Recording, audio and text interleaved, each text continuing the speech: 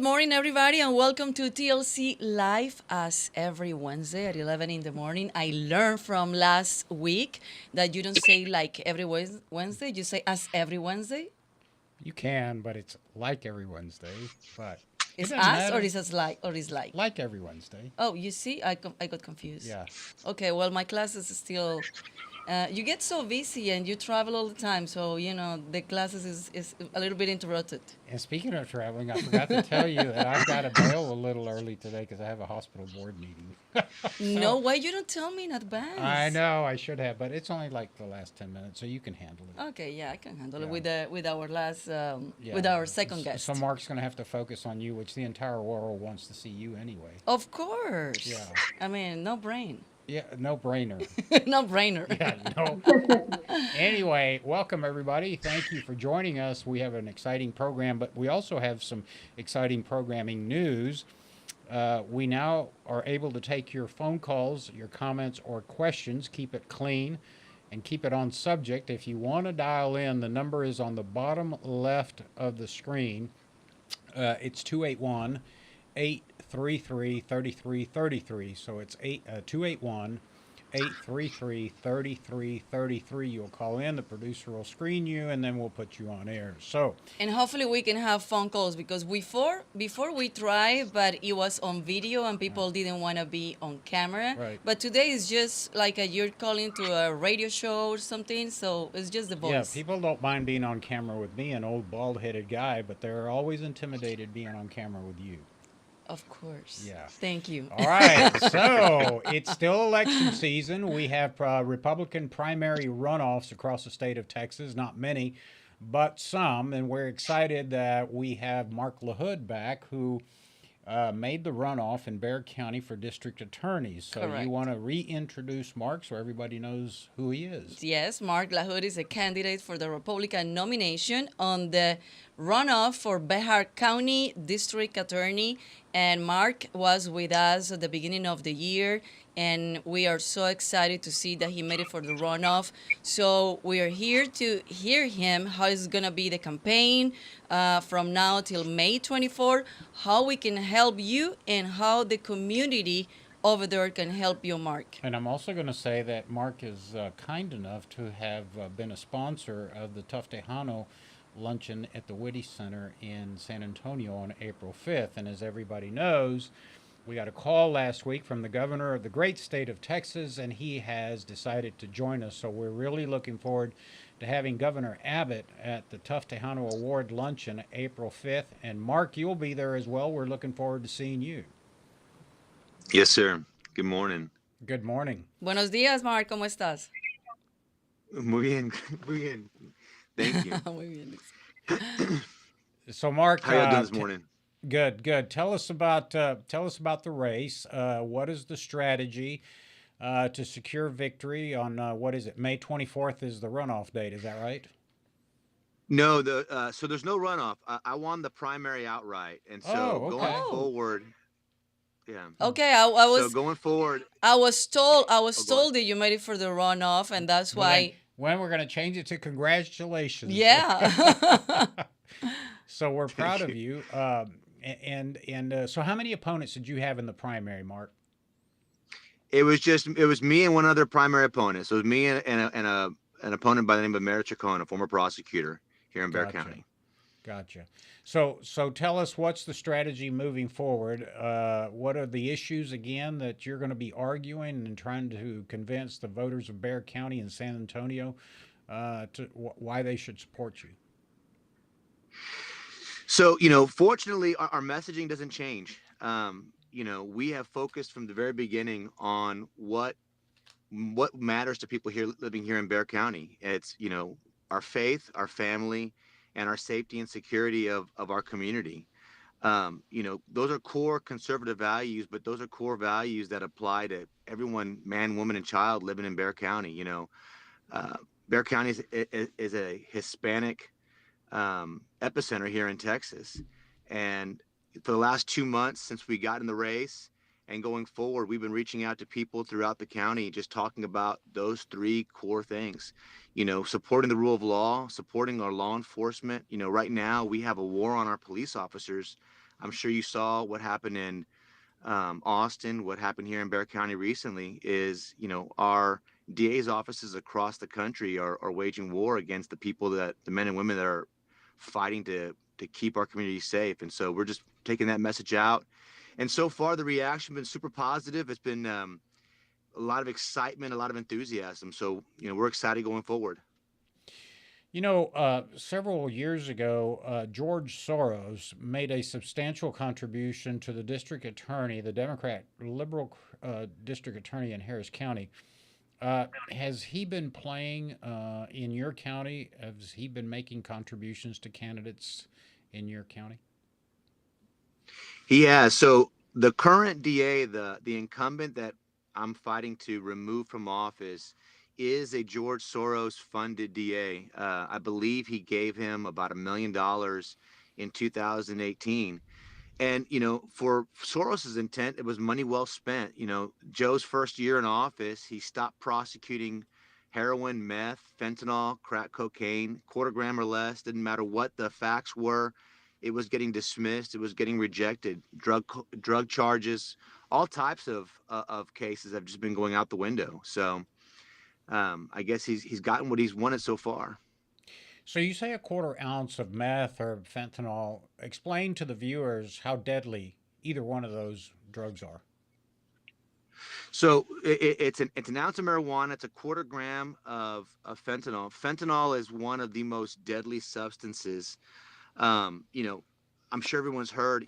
A kilogram of fentanyl can kill 500,000 people. It's 2 milligrams can kill the average person, and so it is an extremely, extremely, extremely deadly substance. Out in Florida, I don't know if y'all heard, but some cadets that were on spring break didn't realize that they had ingested fentanyl, and I think 3 of them overdosed outright from using it, and then the 2 friends that were with them that were just trying to give them CPR overdosed just from giving them CPR from them. It's extremely dangerous. Wow. Mark, I believe in Bexar County, you guys have the same problem that we have here in Harris County with the crime and everything that is going on that is getting out of control. So what is your plan to fight this situation and, of course, to get more support for the law enforcement? Well, I mean, you've already hit the first part is we have to actually support our police. I mean, I've been saying it from day one. The actual police officers and the DA's office are 2 sides of the same coin, meaning that law enforcement officers, police agencies, police officers are the ones that investigate crime. They gather the evidence. They put together the packet that they turn over to the DA's office for the DA's office to prosecute. And so we have to be able to have a good working relationship, just aside from anything else. I mean, you have to be able to work with who you are in partnership with. And right now, we're not getting vocal support. We're not actively backing them up. So that's first and foremost. And the secondly is you have to be able to, the DA's office is no different than any other law firm. I mean, you have to be able to manage it properly. It has to be managed efficiently. There are cases being dismissed. There are weak pleas being given because they're mismanaged. You have people that don't know the type of law that they're prosecuting, and they don't know how to properly work them up. They're not communicating properly internally and with law enforcement. And we're seeing cases get dismissed left and right. We're seeing weak offers being given. I've said it before. I was set for trial a couple months ago, and I think there was 10 or 11 cases set for trial that day. Every single one of those cases, the DA's office filed not readies on. Half of those cases got dismissed. It's just ridiculous. You can't do your job right if you're doing it badly. Is it one of the arguments that's being made, and let me just make a comment here, Mark, that there's a vast difference between urban areas of Texas and the crime and the approach to crime, as you mentioned, and rural Texas. We don't have these problems in rural Texas. In rural Texas, the sheriff's office works diligently with the local DA, and, people are held accountable when they're adjudicated. But in urban areas of Texas, they're using the excuse that the pandemic has created a backlog. What is the what's the management of the prosecution of criminal cases? How's that looking in Bexar County? Is it similar to Harris County?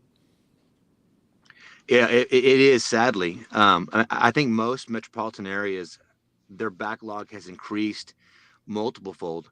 On paper, our backlog has a little more than doubled, but I've been telling people we haven't even found out what the real number is because of the thousands of cases that they have refused to accept.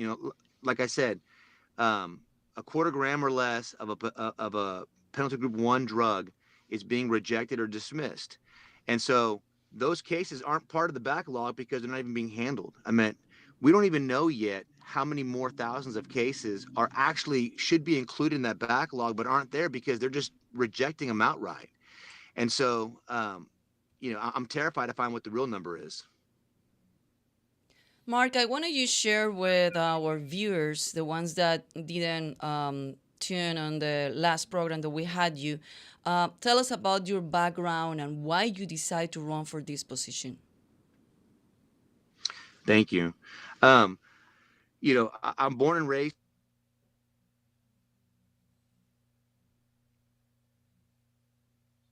Looks like we lost We Mark's audio. lost his audio. Mark, we lost your audio. So if I don't know you if he's you on can, mute or yeah, he he might needs have to muted call us himself. back. Yeah. If you can log out and log back Yeah. in, we'll just bring you back. So yeah, I mean, what's happening around the state of Texas is that there has been a substantial influence by big money outside of the state of Texas, as happened in Harris County, where George Soros and other liberal organizations came in and basically started attacking the bail bond system, for example, in Harris County. We've talked about that a lot, where the commissioner's court in Harris County went far beyond the elements of the case brought before the federal court. And the elements of the original case said that misdemeanor defendants did not have an opportunity to explain to a magistrate or the court that they were indigent and they were being held in the county jail for minor crimes. So they were losing income, they were losing their jobs, they were separated from their family, and it just created a sort of a cascade of events for those indigent folks. I don't disagree with that. If it's a low-level crime, first-time offender, there's no problem doing a background check on them and releasing them on personal recognizance. But I also think but then the county went way beyond that and started applying that principle to repeat offenders and violent offenders. And so that's why we have the crime wave that we have in Harris County. I'm sure the same thing's happening in Bexar County. As we have Mark back, but before that, I want to remind you guys that today you can call us and talk to us. The number is 281-833-3333. Super easy. 281-833-3333. You can call us. It's gonna be it's like calling to a radio. It's no video. It's only your voice. So, Mark, let's refresh the question. So, tell us a little bit of your background and also why you decide to run for this position. Thank you. Sorry about that. If it can go wrong, I guess it will. I feel like it's a Monday morning. So I'm born and raised here in San Antonio, Bexar County, Texas. I've been a criminal defense attorney for the last 15 years. Since I got a license, I've been a criminal defense attorney, and I've been a criminal defense trial lawyer. So I've been intimately familiar and experienced with what's going on, not only in Bexar County, but throughout the state.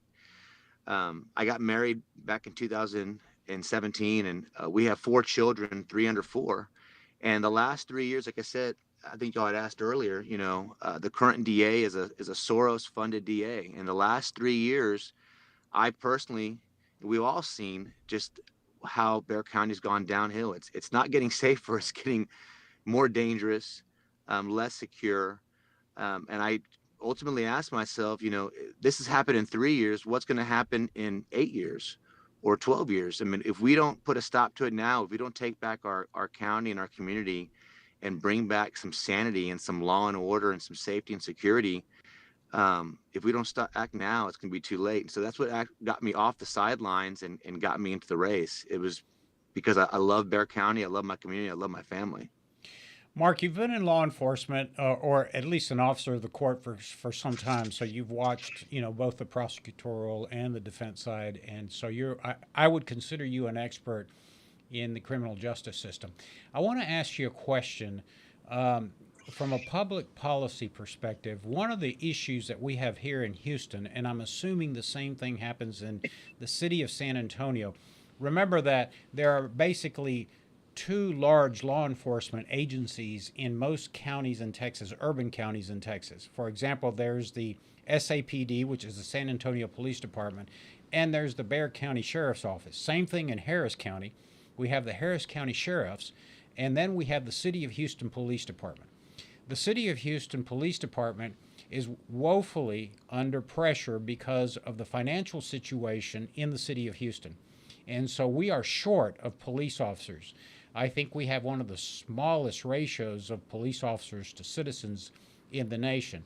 And this is a massive city, 650 square miles, and we have about 5,000 police officers protecting. The consequence is calls for service are very slow. So when you call for a police officer, it's going to take, minutes, hours, and in a crisis situation, seconds count, not minutes, not hours. And so one of the issues, and I'm going to ask you a couple of questions. I want to see what you think about this. In Harris County, for example, we have by the way, all peace officers in Texas are certified by a state agency that certifies police officers. They all go through a training that is, the protocols are the same. They get the same certification. So the reason I'm saying that is in the city of Houston, and I'm sure the same thing is in San Antonio, we have the Metropolitan Transit Authority Police. We have the universities have police. We have constables that are police. We have the Houston Independent School District that have police. We have the City of Houston Police Department. We have several enclaves that have police departments. And then you have the Harris County Sheriff's Office. And then you have the Port of Houston Police Department. You have the Medical Center Police Department. And so they're all certified police officers. We have more police officers than Heinz has pickles in our county. And yet the response rates are down. So let me ask you a question. If crime is out of control in the city of Houston and in San Antonio, why can't we do a mutual aid agreement between the city and the county where if there's a sheriff nearby and can be dispatched faster than a police officer, why don't we have these mutual aid agreements to help combat crime? I think we lost your audio again, Mark. Yeah, we lost him for a second. He'll be right back. Okay. We lost him, yeah. All right. Okay, well... as he said, it's Monday. That was a long question. I hope he heard it. Yeah, that was a long question. But do you understand what I'm trying to say? Of course, and it's a good question. And I heard even officers complaining that they don't work as a team with other agencies, and that's a big problem. No, it's a big problem, and I'll tell you, it's even more than that. And they can't communicate. And I tell you, beyond it's a budget problem. I think also is it's no more respect for law enforcement. So they also not applying to become a law enforcement, to become an officer. So there's like no respect, and now they're like more in danger than before. So there's a lot of things going on that is go beyond the lack of a budget. Yeah, I'm sure morale is terrible, and it's a tough job to begin with. What young man or woman who's raising a family wants to go into a career that they're constantly under attack and not supported? I don't know that many people that would want to do that. And I think what Mark was talking about, the same problems that we have in the city of Houston. Morale in the law enforcement agencies is low because in many cases they will arrest and bring charges to the district attorney, and as Mark mentioned, they'll dismiss those. They won't prosecute them, and many times before the peace officer, the law enforcement officer finishing the paperwork, the suspects are back out on the streets. And so, I guess they shrug their shoulders and say, why? Okay, I'm getting a text from the people that works in Marc's campaign, and it said that for whatever reason, the link it didn't work anymore for him. Okay. So he tried to go back, and the link didn't work. Well, that's fine. That's So fine. So, yeah, uh, so we can move to well, our and we're going to next. have Mark back before. Yeah. But and the next time we bring him back, I want to ask him that specific question because my contention is there's plenty of peace officers in this county and in Bexar County, and so why can't we do mutual aid agreements to help each other? So, anyway, I think you have the results of a very exciting poll that you saw, and I haven't had a chance to look at it. So tell us a little No, bit but about it. I want our next guest to explain that poll. So I'm gonna introduce her because we were supposed to have her last week, and she got a little bit of sick. But this week she's with us, and I'm very excited to have her because she's not only a part of the new platform, the conservative platform Americano Media, but she's also an immigration attorney, and she's over there in Florida. So her name is Maria Herrera Mellado, and she's also the president of the Republican National Hispanic Assembly of Miami-Dade County, Florida. They have 27 chapters. So, Maria, welcome to TLC. Bienvenida a TLC. And Maria, she speaks like 4 languages and very well involved in the immigration laws. And she was having a meeting yesterday that I want her to talk also about that. She was having a meeting with Maria Elvira Salazar yesterday, which is the congresswoman for Florida 27 congressional district. And Maria Elvira Salazar also has something very similar of what you present in 2018 or 2019, I guess. Yeah, about 2018. Yeah. That it was like a immigration proposal, and it's called Family Stabilization Act. So that's why I want to bring Maria Herrera today to talk about what the meeting that she had yesterday, what is her contribution to what is going on over there with Maria Elvira Salazar, but also to give us the point of view of what we propose here in Texas. And let me explain to Maria before she comes on that Maria, I'm an immigrant. I immigrated here in 1962. I've lived in Texas all of my life, so I know Texas pretty well. And what we have a huge congressional delegation. And so, both of our senators and our congressional delegation know the immigration problems because Texas, unlike any other state, has the largest border with Mexico. And the immigration issue, the illegal immigration, the unauthorized entry into the United States is causing a big problem, not only for our border communities, but with respect to the crime and the pressure on our education, public education systems. And our third largest school district is the Houston Independent School District. And about 75% of those young kids are Hispanic, and many of them are language deficient. And so it puts a lot of pressure on the taxpayer. We also have a major charity hospital, actually 2 of them. And so a lot of the undocumented, unauthorized aliens, and when there's a medical emergency, go to the emergency room. So what the pressures are on the taxpayer.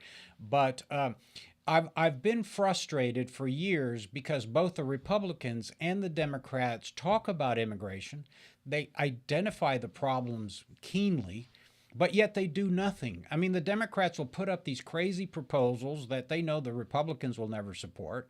And then the Republicans, they haven't done anything since 1986. That was the last significant change to the immigration policy in this country.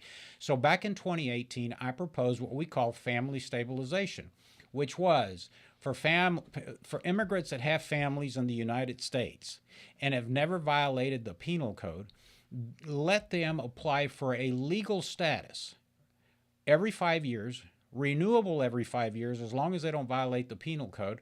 There's no pathway to citizenship because they entered without authorization, and but they can remain here as long as they remain as crime-free, where they're contributing to the society. And we called it family stabilization. And by the way, the immigrants would pay all the fees associated with the processing, that is fingerprinting, the photographs, the application process, the background checks. And, we put it out there in 2018.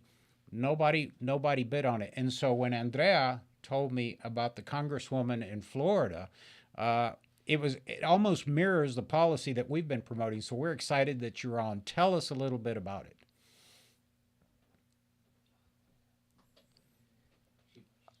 Oh, are you? I don't know if you Is can she you muted hear or us? did we mute her? Well, we can't hear. We can't hear you. I don't know. Okay. I don't know what happened today with the link. It's, Something is going on with the link. Today's Monday. Not really, but you know. Can you guys hear Here me? we go. Okay, we can got hear her. you. We We got can her. hear you. Okay, Good. perfect. Thank you. So first of all, I was saying thank you so much, Orlando and Andrea, for having me in the show. I've been following you guys, and you doing an excellent job. I love, the people you're interviewing. The previous invitee was amazing. What he's saying is so true. And here in Florida, we're suffering the same kind of trouble problems. Yesterday, I was at the round table with Congresswoman Maria Elvira Salazar. I agree with you, Orlando. Her proposal is very similar. However, she included a path to citizenship. That is going to be resisted by Republicans. I told her so. I'm an immigration attorney. I'm licensed in 6 states, one of them being Texas. I am in Texas very often. I have litigated in El Paso, Houston, Dallas, so I know what's going on. And basically, what we're seeing today is the worst immigration and humanitarian crisis since the inception, since the existence of the Department of Homeland Security. This administration has created this chaos. It's giving no chance to immigrants by coming here and not being even able to go through a credible fear interview. That's the latest. I was shocked. I got clients here who tell me they didn't even get referred to a judge, to a DHS agent, and I think that's outrageous because here in Miami, we know very well what happened to those Cubans who the real, asylees who have come to the United States because they were persecuted and they have encountered here in the United States the same people that persecuted them, that punished them, that incarcerated them in back in Cuba, Venezuela, Nicaragua. So we're clearly denouncing that. I told Congresswoman Maria Elvira Salazar that in order for anybody in this country to negotiate an amnesty, a path to citizenship, we have to secure the border. There is no further negotiation. If we don't secure our borders, if we don't increase the amount of judges, if we don't support our law enforcement, CBP, DHS, there is nothing to talk about. That is my personal position. That is my experience telling me that I agree with the gentleman who was in your show before, that there is a war on law enforcement, not only on the policemen, but also on CBP, who are, by the way, the people who save the most life in the Sonora Desert.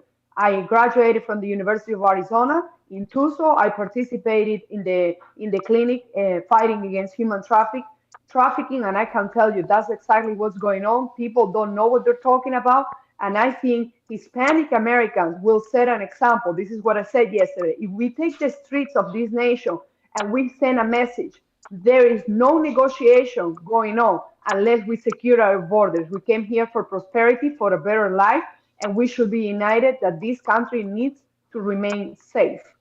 Yeah, Maria, one of the, back in when George W. Bush, the former governor of Texas, became president of the United States, and prior to 9/11, he actually had an idea of an immigration reform which included a pathway to citizenship. I remember distinctly telling the Republican leadership, and I think to Karl Rove, that anything that had a pathway to citizenship was dead on arrival among Republican grassroots and the Republican base. Why? Because in 1986, Ronald Reagan signed the Immigration Reform Adjustment Act and promised us that the border would be secure and that the flow of undocumented aliens would stop. That was 1986. It's only gotten worse. And so conservatives are never going to agree to a pathway to citizenship unless the border is completely sealed. And by the way, we did a poll in Texas in the 5 largest counties among Republican primary voters. And we polled the question, would you support an immigration reform that was exactly what I outlined, giving the undocumented, non-criminal families an opportunity to apply for a permit that allowed them to work every 5 years, renewable as long as they didn't violate the penal code, And about 67% of Republican primary voters supported that. But when you put in a pathway to citizenship for those that have entered the country unauthorized and uninspected, it plummets. And so, I'm disappointed to hear that there's a pathway to citizenship. I know that's what the liberal left wants because they believe that that's the future voters. But I just don't think it passes among conservatives in this country. Unfortunately, that's a reality and it's completely justified. Not only that, people don't understand that the United States has one of the most generous immigration systems, that you are able to adjust status even though you overstay your visa, even though you enter illegal. There are so many waivers in this immigration law that we see officers applying every other day. There is the Cuban Adjustment Act. I mean, how many more chances can we give the people? I understand we would love for dreamers to have a path to citizenship, for TPS holder, for our agricultural workers. But the reality is that there are many alternatives to adjust your status. You can get married, you can get a job offer, you can ask for a waiver in the United States. Those are even executive orders passed by Obama administration. So those waivers, those alternatives are in place. The problem in the immigrant community, the problem in this nation is that people don't understand how immigration law works. Not only the immigration law, but the policies, the memorandums, and the first person and the first officials who have no idea how the immigration works are the Biden administration. We saw how a judge ruled against the extending discretionary powers within the DHS. We need to understand that in order for this country to come together, we need to educate people because there are million immigrants out there who could apply for adjustment of status, who could get paperwork. But you know what happened, Orlando and Andrea? That they turn into fake notary publics. They fake into, fake immigration attorneys. And they just decided to pay $200 to have someone to fill out their asylum claims. And that sends the wrong message because for our audiences, for your audience, they need to know that over 71% of asylum claims get denied because people file the wrong document, they fill out the wrong information, and they commit fraud. So how can we improve this nation and help the immigrant community? By giving them the right information, by giving them proper advice, but not falling by this Democrat proposal that just tell you that and I agree with you, that just by giving papers to 11 million immigrants, we're going to solve the problem. This is never going to be the solution because you're going to attract 20 more million immigrants to our borders. Correct. Maria, I want to ask you something because we're being here in Texas facing this border crisis since the new administration took place. And, we're being talking about immigration reform, trying to fix this problem with the people that it was already here, illegal in this country. So how bad it make this situation worse, having the border crisis after this administration took place? Horrible, because just like Orlando was saying, there is not going to be an agreement. There is not going to be a bipartisan agreement right now. I will not even, vote in favor of, passing any reform unless we secure the border. There is some estimate that by spring 2022, there's going to be an increase of 40% of arrivals at our southern border. Let's not mention that now we are in Ukraine and that not maybe, we have seen more Russians coming through our borders. We have the TPS for Ukrainians. We're going to have all kinds of refugees. We heard the news that in Europe, they're already masking people back. So this is crazy. And the latest of this administration is trying to persuade the CDC to remove and erase Chapter 42, which prevents people from coming because we're living still under the pandemic. So whether you want to believe it or not, that's the reality. And what is the justification for removing Chapter 42, for allowing kids without their parents, because 70% of their kids come without an adult, come here and come to this country and not be able to reunify with their families. What we're living is a total disaster. As an immigration attorney practicing, as I told you, in 6 different states, it's horrible what we're doing to this immigrant community because they have no chance. They come here. I'm going to tell you something, Andrea. They come here, they don't get referred to a judge. When they come here, they don't get to see ICE for years. They cannot get their paperwork. The only thing we're setting them up is for food stamp, Medicaid, and a path to work illegally and be in the shadows. So we are basically perpetuating human trafficking, human Hmm. smuggling, and this is a job that we need to do together. District attorneys, DHS, whatever administration is in the White House, we need to combat these horrible tragedies, human trafficking, human smuggling. I want to refer to your audience to an interview I did to President Alejandro Gianmatei from Guatemala. Last week, I got him on my show, La Politica, and I asked him, President, what do you think about the current border crisis? What has the U.S. done for Guatemala to stop these caravans and these human traffickers?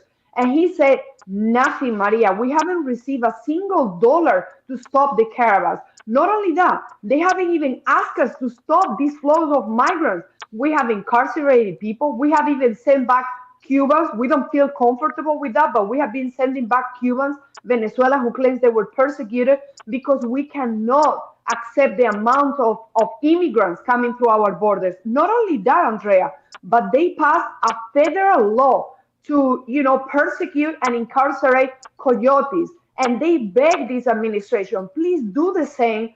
Don't get us involved in this human trafficking scheme. And the answer from Kamala Harris, he said it, I'm going to send you the interview, is no. They don't want to do anything. They are participating in this absolute tragedy. Mira, I'm going to tell you something because one of the wonderful things about not holding public office is that you can speak your mind, and I'm going to tell you, to use a word in Spanish, the whole immigration system es un desprestigio en este país. Así I no, mean, un it is, desastre. and Maria's absolutely correct.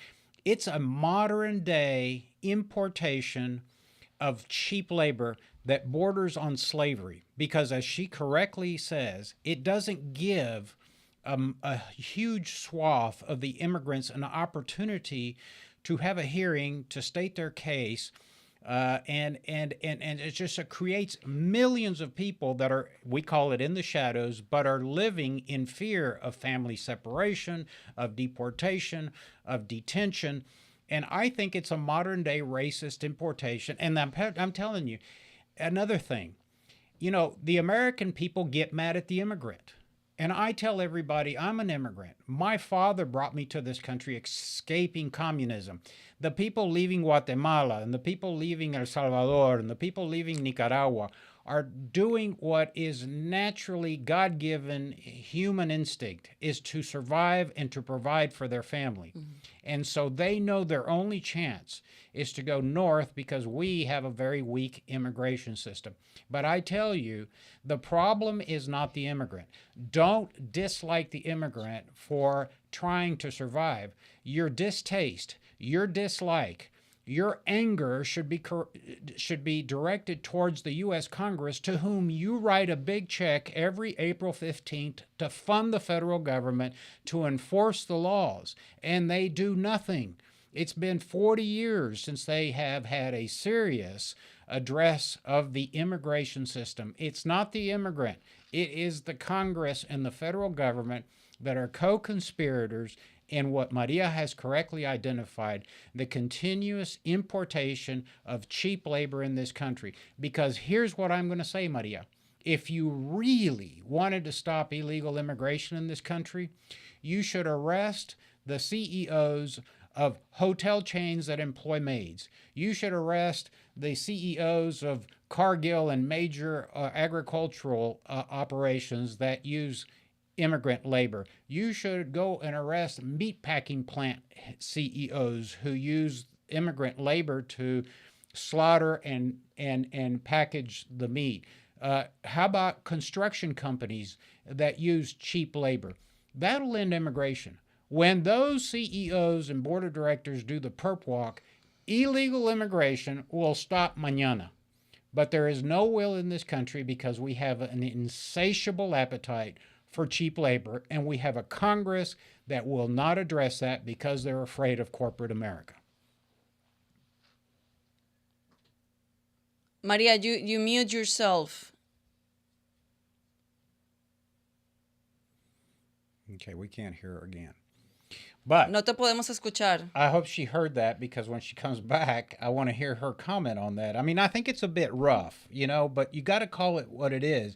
The American people are tired of paying taxes to Congress to enact the laws. And I mean, not only does Congress doesn't have do her their back? job. Okay, great. Yeah, Maria, did you hear my Can you hear editorial me? comment? Yes, and I totally agree with you, Orlando. First of all, I think the Democrats are encouraging and creating this racism against immigrants. They are the ones. Why? Because if you Yeah, we keep losing her. Te volviste Yeah.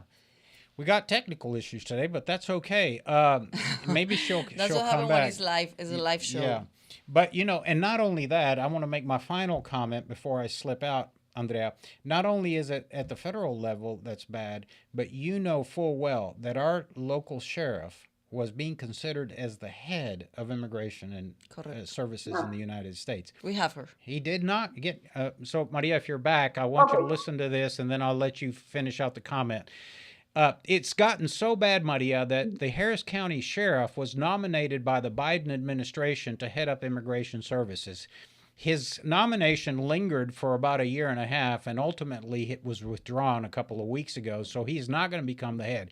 But here's the funny thing. They nominated a man that will not allow 287G in the third largest county jail. That means that they will not allow ICE agents to screen criminals that have been detained and arrested and turn them over to DHS after they're adjudicated so they can be held for deportation. How the hell does that happen? well, they try to eliminate el programa Comunidades Seguras, Secure Communities, which is exactly what, the previous invitee was talking about. That is, an alliance between the sheriff's office and the DHS. That's crucial. That is what I told Congresswoman Maria Elvira Salazar. We need that. You don't want, I mean, they don't like Trump, but the reality is like what he said is exactly what people think. You don't want rapists, you don't want criminals, you don't want pedophiles in your communities. How do you stop that? How do you stop criminals?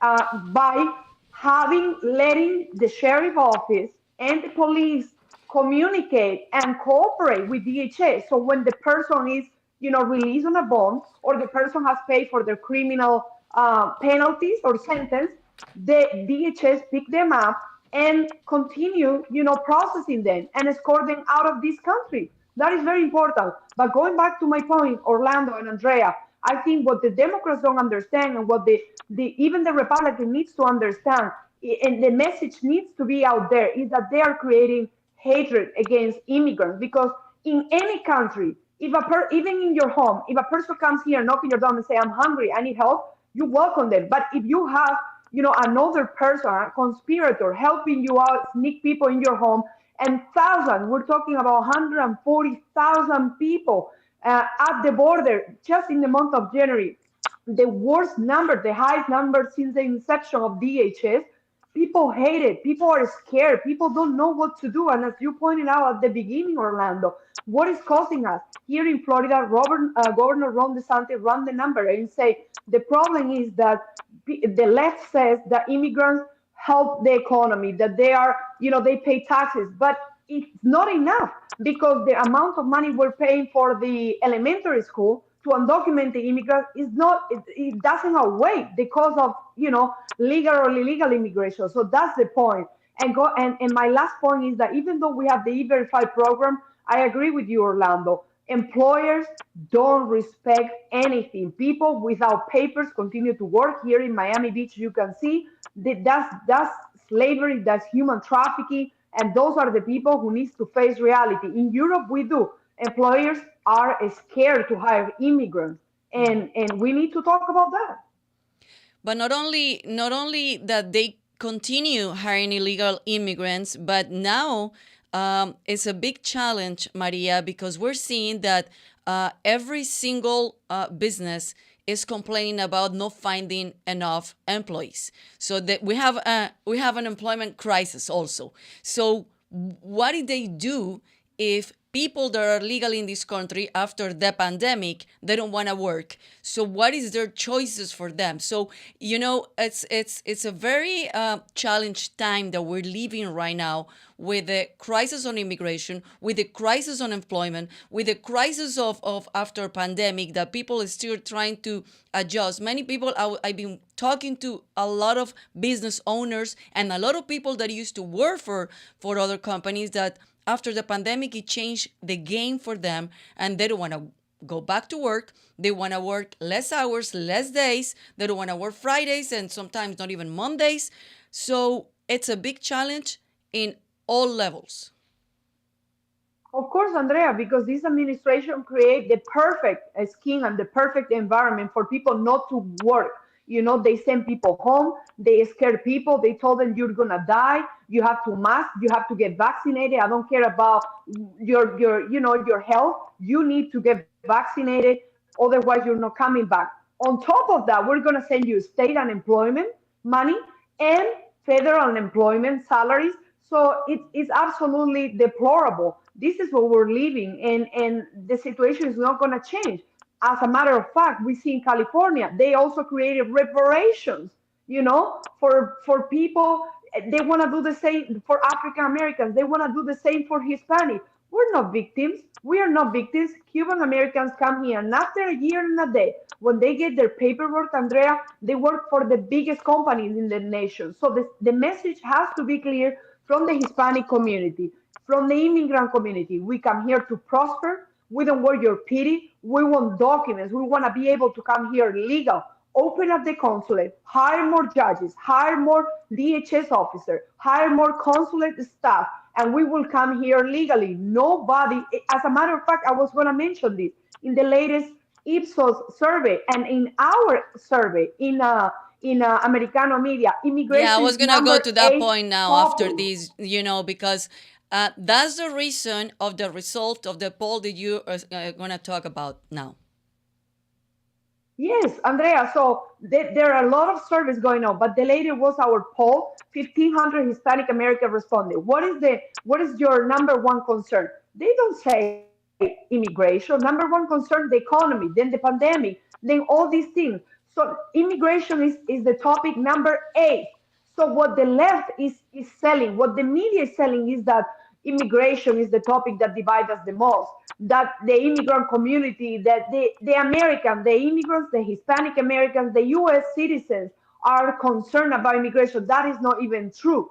But the thing is, like, they sell it like it is. If you ask people, hey, what is your number one concern? They tell you the economy.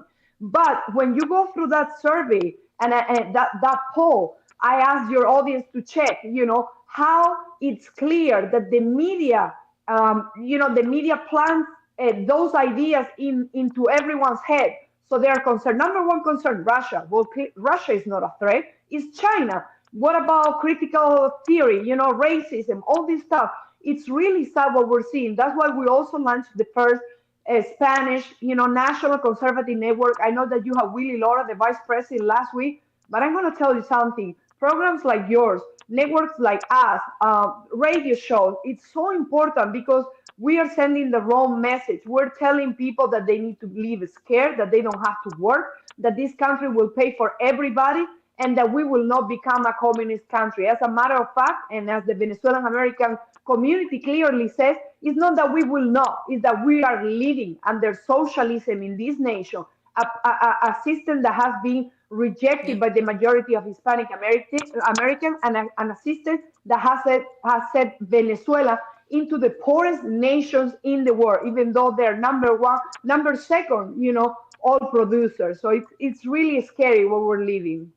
Totally, I totally agree with you. So tell us the results of this poll, because I was reading on the Hill paper that more Hispanic Democrats in new poll considering leaving party than Hispanics Republicans. And we've been seeing this since the midterms elections, that a lot of Hispanics want to vote conservatives more than people. The media is being telling us or make us believe that if Hispanic equal Democrats, and that's not true. That is not true. So basically, what the poll is confirming is previous polls done by Wall Street Journal, by the RNC, saying that first of all, Hispanics identify